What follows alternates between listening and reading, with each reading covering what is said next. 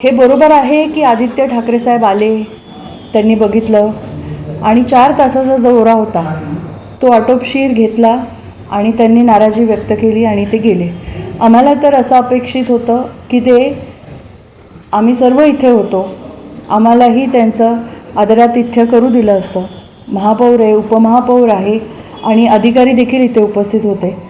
पण अशी काही चर्चा न करताच ते फक्त स्वतःच्या नगरसेवकांना भेटलेत आणि इथून त्यांनी प्रस्थान केलं आहे. मला असं वाटतं की येत्या काळात आम्हीच त्यांची भेट घ्यायला जाऊ. कुंभमेळा आहे त्यामुळे सगळ्यांना आमंत्रित करायचंच आहे. त्याचबरोबर येणाऱ्या काळामध्ये आपण बघाल की ह्या 2 ते 3 महिन्यात आपल्या सगळ्यांना माहिती आहे की कुंभमेळ्याची ही जी कामं आहेत ती अगदी युद्धपातळीवर सुरू होती.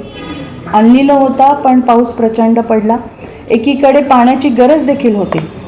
पण हे होत असताना जी काही रस्त्यांची चाळणी झाली त्यामध्ये ऑल्टरनेटिव्ह रस्ते आपण सुरू केले आणि काही कॉलनी रोड्स त्याच्याने अफेक्ट झाले आणि त्या कॉलनी रोड्स करता देखील आपण सन्माननीय मुख्यमंत्र्यांचा पाठपुरावा केला आणि त्यांनी त्याच्यासाठी ग्रीन सिग्नल दिला. गेल्या महासभेत आपण DPRला मंजुरी देखील दिलेली आहे आणि सर्व लोकप्रतिनिधी आता कॉलनी रस्त्यांचं पूर्ण त्यांचे जेवढी रिक्वायरमेंट आहे ती आपल्याकडे सबमिट करते आहे.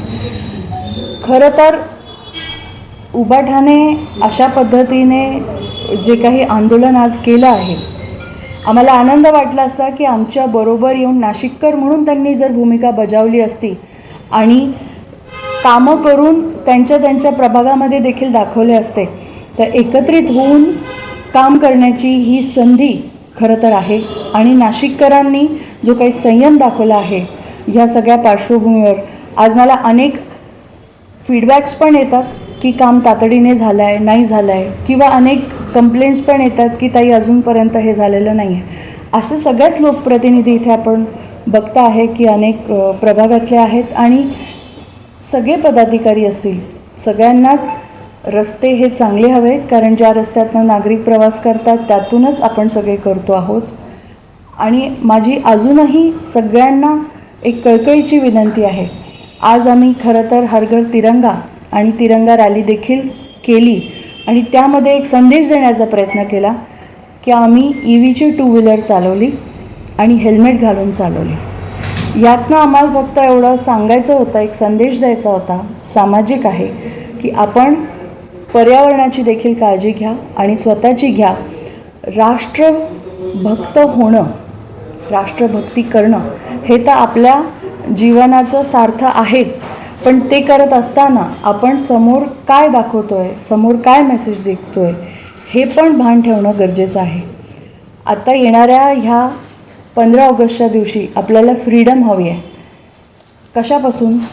तर सन्माननीय मोदीजींनी सांगितलं आहे की ड्रग्स फ्री नेशन, आणि म्हणूनच एक व्यसनमुक्त भारत आणि पुढची पिढी जर घडवायची असेल तर आपल्याला पाहिजे विकास भी और विरासत भी.